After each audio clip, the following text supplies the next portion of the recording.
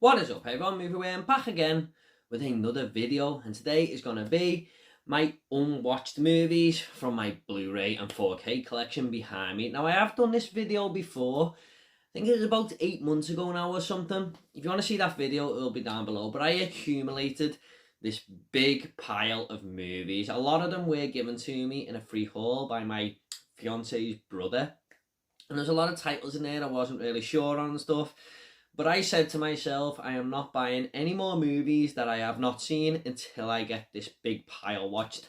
And I did. I watched the whole lot. I mean, it was at 100 at one point, but I watched them all. Now, I have started to build up a lot more movies that I have not seen in my collection here. And a lot of people seem to like that video, and they enjoyed watching it and telling me what I should watch first and stuff in the comments. And I've actually seen a few people do this myself, and I enjoy watching them, so I thought, why not, let's just do this new pile I've accumulated here.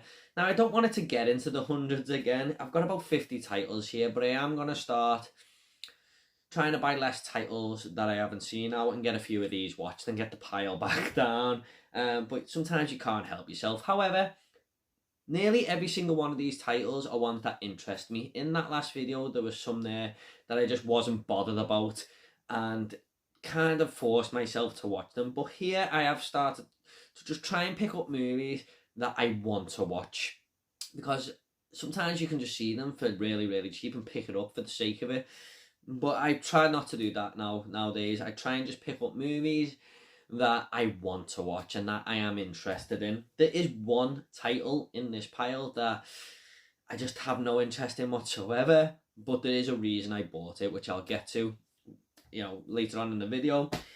And there's also been a couple of subscriber mails here that have been sent to me, and a competition that I won, but more of that when I get into it. Let's just start it off with the first title here. These are in alphabetical order. I think I've got them in alphabetical order. And the first one here is a movie by Danny Boyle, and that is 127 Hours, starring James Franco. Now, I like a lot of movies that set themselves in the one location, kind of like the film Buried with Ryan Reynolds. I do apologise if there's any glare there. I apologise. The film Buried with Ryan Reynolds, the film The Guilty with Jake Gyllenhaal that came out on Netflix recently, where it's all just in one location, but it works. And I think this is like that, because this guy sort of gets his arm trapped and he can't move, and it's a true story, and he's got no help. I think that's what it's about. So I am very, very interested in this, and Danny Boyle is a good director. Recently watched one of his movies with Leonardo DiCaprio in The Beach, really enjoyed it. Next up is, I'm just going to pick these up at the same time, but I'll show them together. These are two films that you're probably shouting at the screen going, how have you not seen them? And that is The Addams Family and The Addams Family Values. Now, these are just films that I never watched as a kid for some reason. I don't know why. I heard a lot of people used to enjoy them and stuff, and there's great characters in there like Uncle Fester and Lurch and stuff like that. I have seen a little bit of this one where Wednesday goes to a summer camp, but overall I can't say too much about them because I haven't seen them. So yeah, I thought I'd pick them up and I needed them in the collection, and it'll push me to watch them. Just feel like they're two films that I missed out on as a kid a little bit there. Now, my last Blu-ray and 4K update, if you watched it, there's going to be a few familiar ones in here. Not all of them, but just a handful. And this is one of them. That is the Anaconda Box Set. I've seen this looking at me a few times when I was out in Liverpool. And the next time I seen it, I just grabbed it. I thought, if I don't get this, I'm going to regret it. Now, I have seen the first Anaconda back in the 90s, but I can't remember too much about it, so I may as well have not watched it. And I'm a sucker for low-budget, bad horror movies, and I do realise that parts 2, 3, and 4 are probably going to be like that, but I don't care, because I used to watch all them type of films on DVD and really enjoy them. Things like Camp Blood and stuff like that. So yeah, I think I'll get a kick out of these. I do. I'm glad to own this box set from 88 Films. They've just brought a Species one out, which I'm looking forward to picking up. But I think I'll have fun with these, despite them being bad. They may be good for all I know, but I've looked at some Letterboxd reviews there and it suggests otherwise. Next up is a 4K Arrival. Now, I have wanted to do a top 20 sci-fi movies you must own in your collection. Every time I type in sci-fi movies, the best ones, Arrival always goes in there, and I've never actually seen it. So I feel like I can't do that video without watching this, but I do like Denis Villeneuve, I hope I'm pronouncing that correctly, as a director. I love Sicario, you know, I think that's a great film. I don't love him as much as a lot of other people, but I do realise his movies are really great. And I've heard this is one of his better ones, so I'm looking forward to checking this one out, especially on 4K. I love Amy Adams as well, she's a great actress. Next up is Attack the Block, and I've heard this is a really, really good British movie. I think it's about a bunch of aliens attacking an apartment block. It's got John Boyega in there as well, who's a great actor, I feel. So, yeah, I'd seen this really cheap and picked it up because it does intrigue me. It sounds like my type of film, but I haven't seen it yet. Like I said, guys, let me know in the comments if you think these movies are any good. Is the ones that I should watch before the other ones, you know. Next up, we've got a few Batman animator films here. I always pick these up if I see them cheap because they're kind of always short films, but they're always very enjoyable, and I'm a big Batman fan. So first up, we got The Dark Knight Returns. Now, I believe this is when Batman comes out of retirement and has to go back on the streets of Gotham, I think.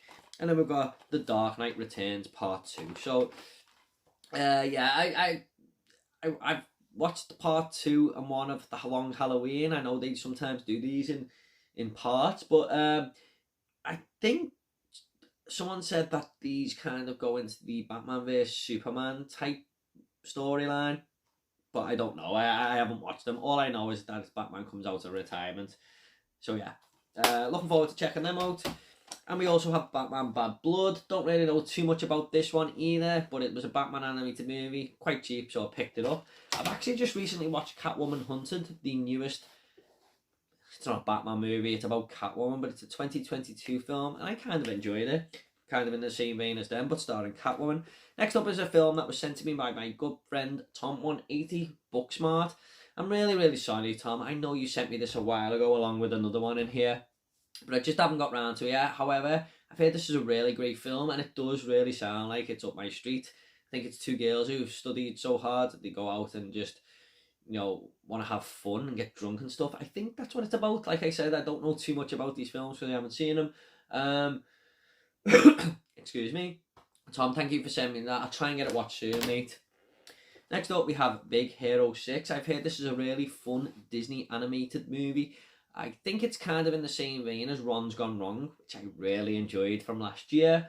So I think I'm going to have a bit of fun with this. Just haven't seen it yet. Obviously, I haven't seen any of these. I might watch that one on Disney Plus because it's 4K, and if I really do enjoy it, I might upgrade that to a 4K.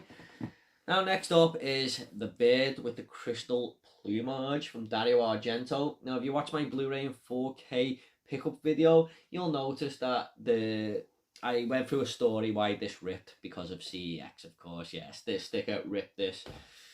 And I just bit the bullet and kept it because I got it for a really great price. But like I said, it's the disc inside that counts for me. I heard this is one of the better giallo films from Dario Argento. I know a lot of people rate him highly. I wasn't a massive fan of Suspiria, but I did really like Tenebrae. Now, I know that's an unpopular opinion because a lot of people love Suspiria. Well, I don't know. It was okay. I didn't think it was like one of the greatest horror movies ever, like a lot of people say, but I did enjoy Tenebrae. But I want to give Dario Argento more of a chance. And I've heard this is one of his best films. So giallo is not really a genre I've really got into so much, so I do have a good chance of getting into it with this and another one which I'll show you in just a second. And I had to pick that up for the deal I got, 4K and everything, nice box set from Arrow. Another Arrow video here, and that is Being John Malkovich, which was in my last Blu-ray and 4K update.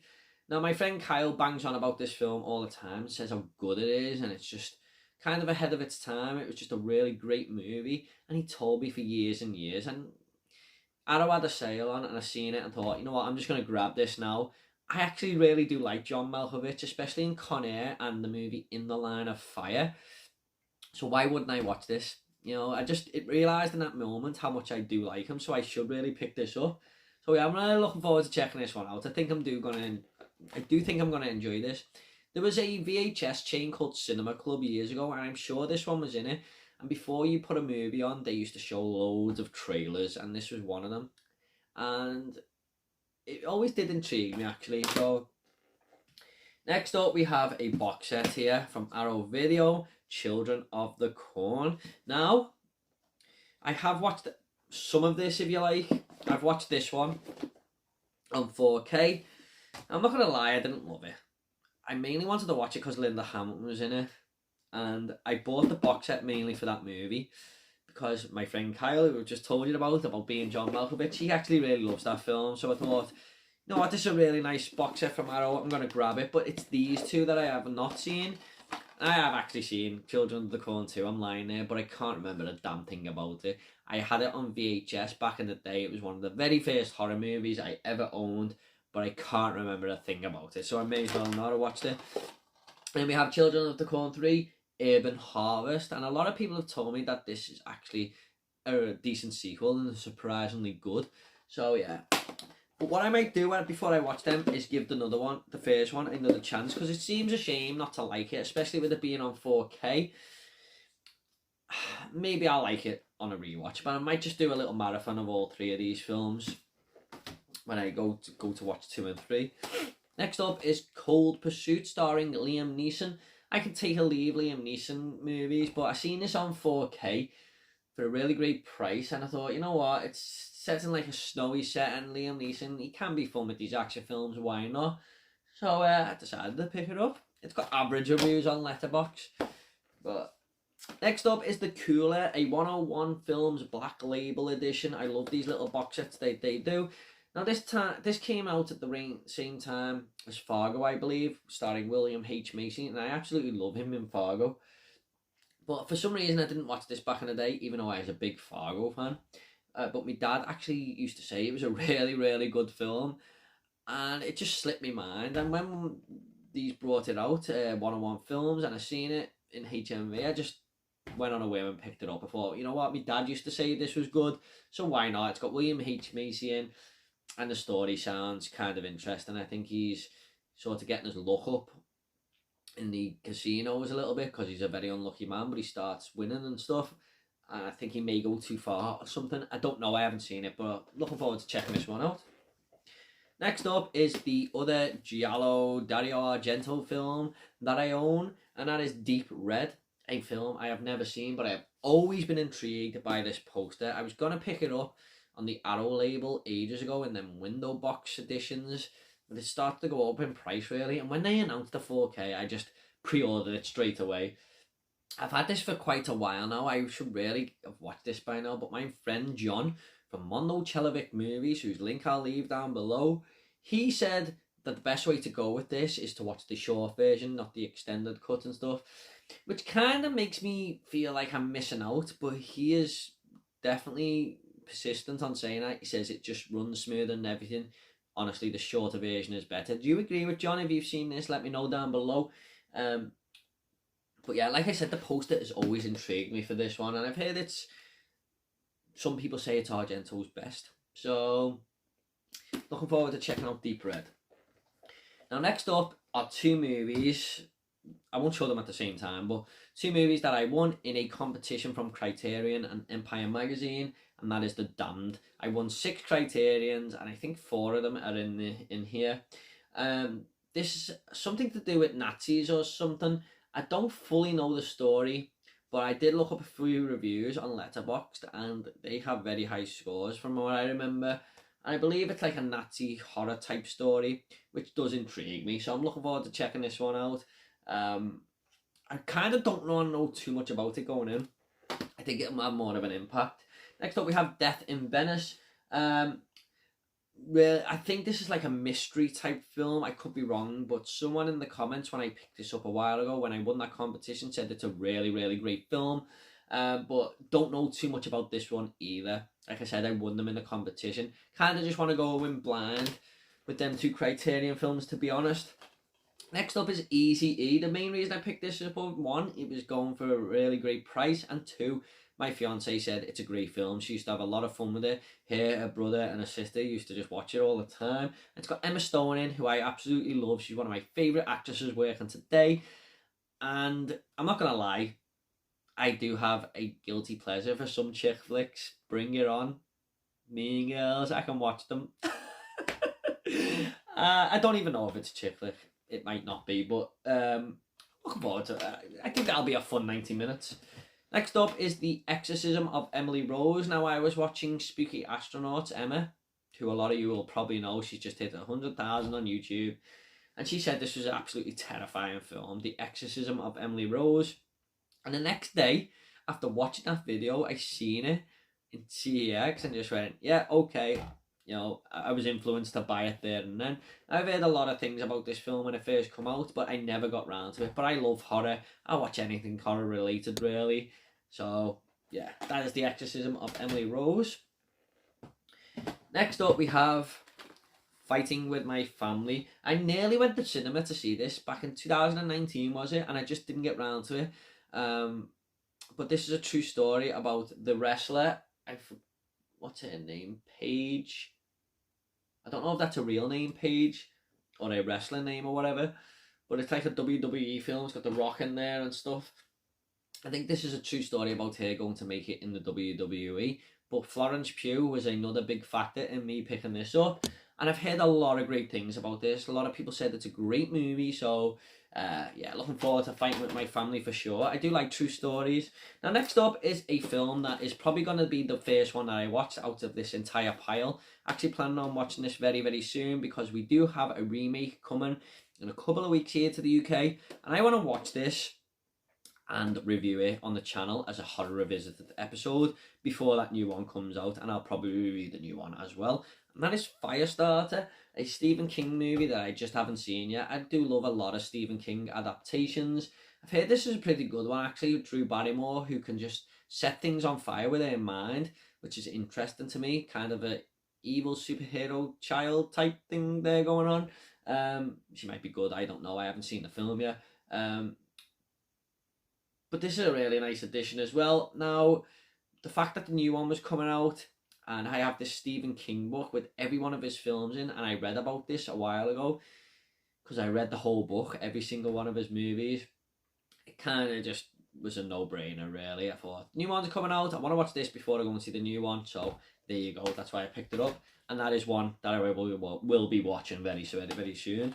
Next up is The Firm. I'm a sucker for these football hooligan type films. And my dad's always banged on about this, saying it's one of the better ones. I love The Football Factory in Green Street, and he said, you'll like that. If you like them, you'll like this. So I picked it up. So, yeah, I can just... These are easy ones to throw on, aren't they? These football hooligan ones. Just haven't seen it yet.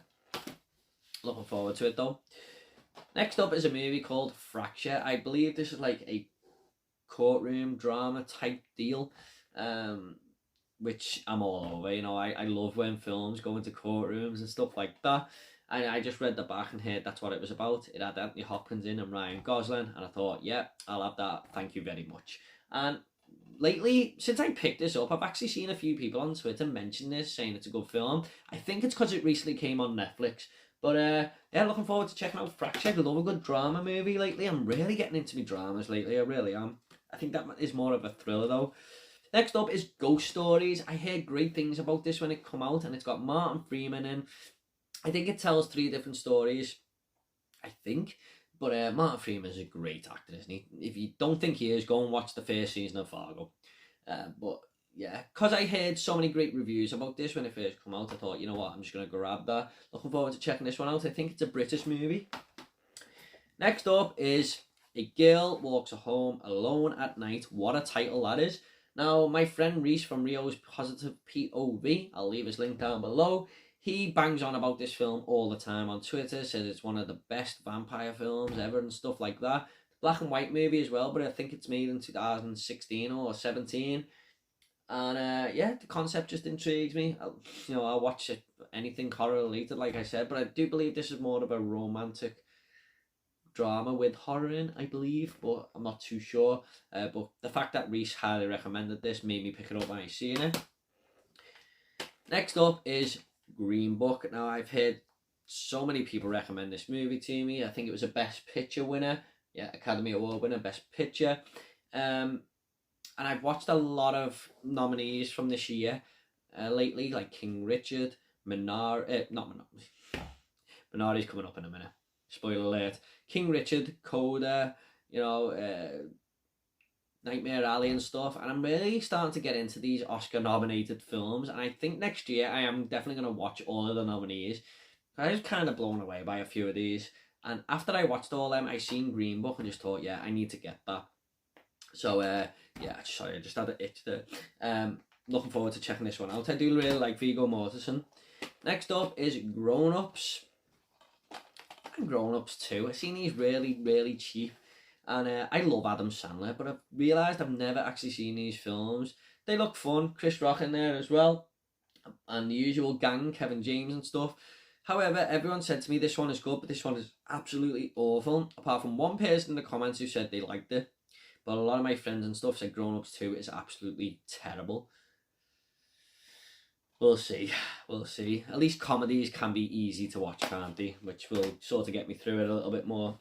Next up is another one that Tom sent me, and that is Grudge Match. Tom, I'm so sorry, mate. I haven't watched this or Booksmart yet. I'm really sorry. I try and get them watched soon. I do promise. But I love a boxing film. Sylvester Stallone is it? And De Niro. Two of my favourite actors of all time going at it in a boxing match. Yes, please. Can't believe I haven't checked this out even before Tom sent me it, to be honest. Next up is another best picture nominee, I believe, and that is here. I think it is. I think it's a nominee.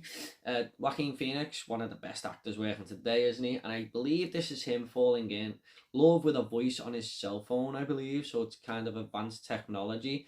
Sounds like a very interesting concept, but once again, like a lot of these films in here, I've just heard a lot of people speak very, very highly of this, and I need to watch it. So that is here. I wanted that in my collection for quite some time now. I'm glad to own it. Next up is Insidious the Last Key.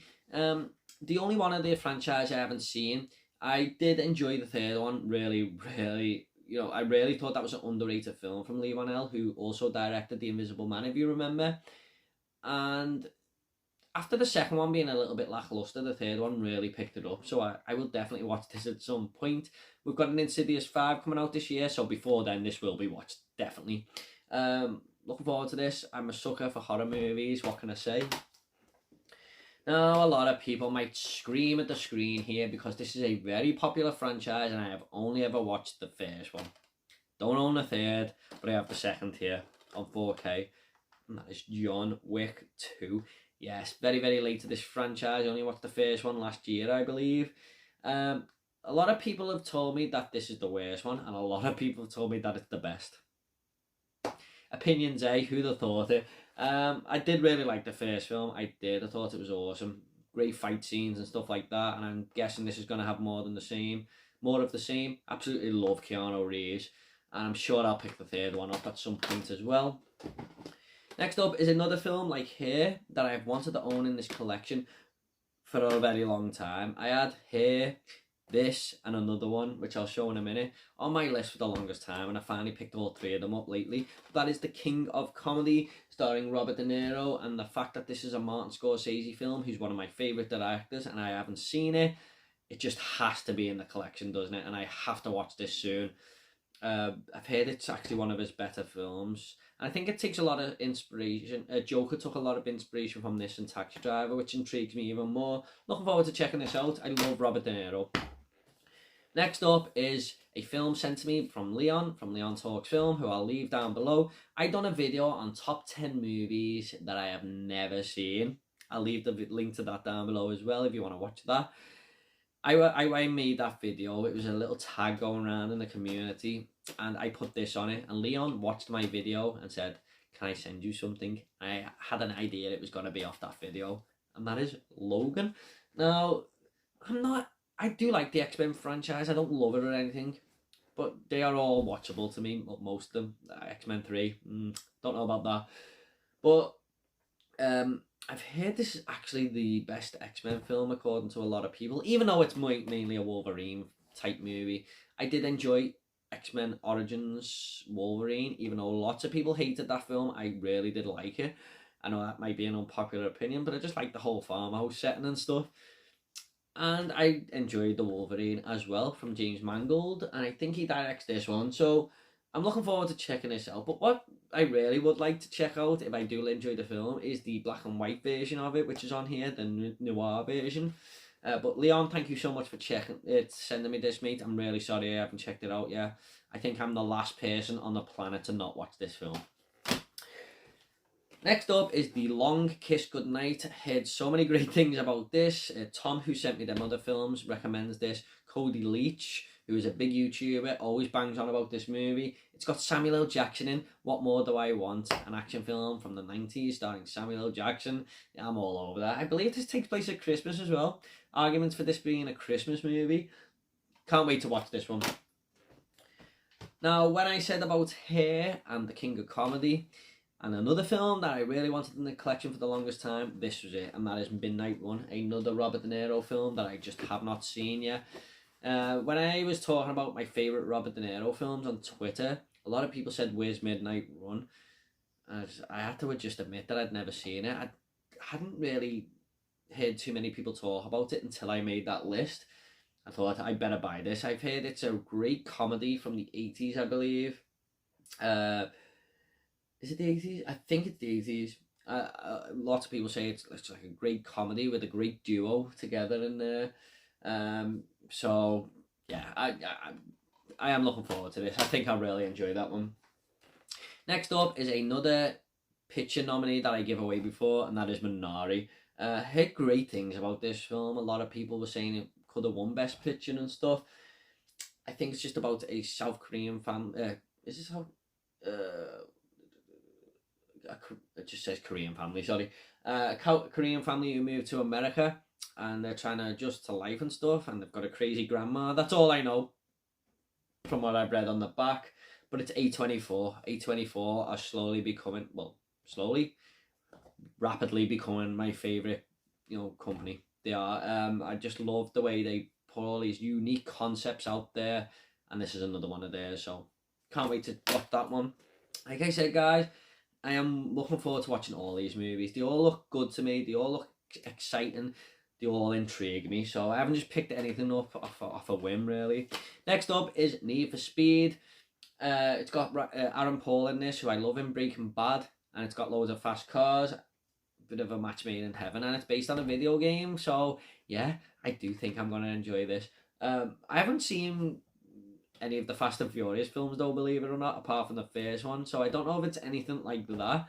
But when I seen this going for a great price, I just thought, yeah, I'm gonna grab that. I think I'll enjoy this. It sounds like a bit of a popcorn film, which I love.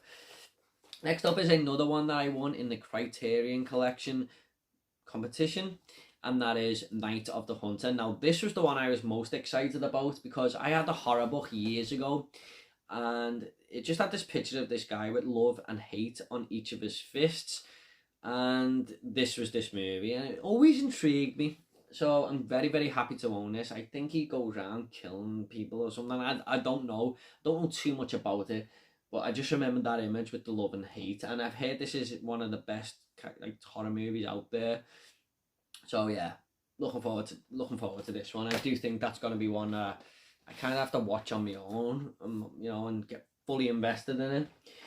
Next up is Olympus Has Fallen. I've heard this is a really fun action movie, but I know there's a trilogy of this now, but I forgot the names, and I'm really sorry, but it's got Gerard Butler in, who I can sort of take or leave, but the fact that so many people recommended this, I thought, you know what, there must be something to it, and it does look like a fun action movie, so looking forward to Olympus Has Fallen.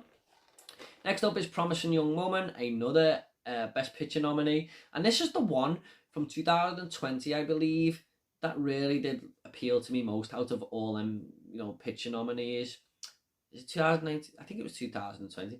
Carey Mulligan in there, who, from what I've seen, and she's really great. I think it's a bit of a revenge movie, but with a bit of comedy thrown in there. Looks like it's for me. I think I'll be into that one.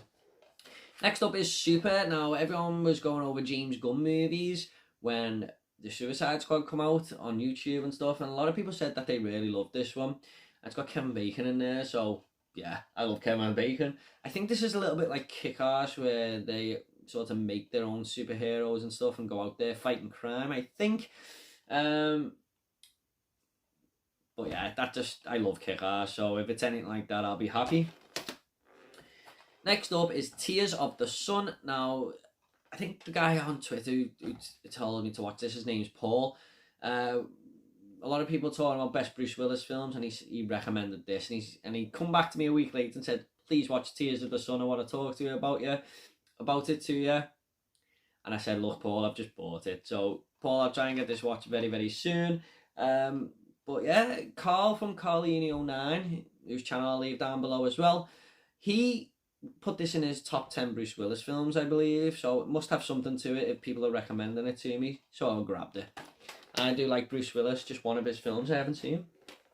Next up is The Truman Show. Now, I watched this as a kid, but I can't remember anything about it. I remember not really liking it. Because I wanted more Jim Carrey, like The Mask and Liar Liar, but this was just a drama movie and one of his more serious films.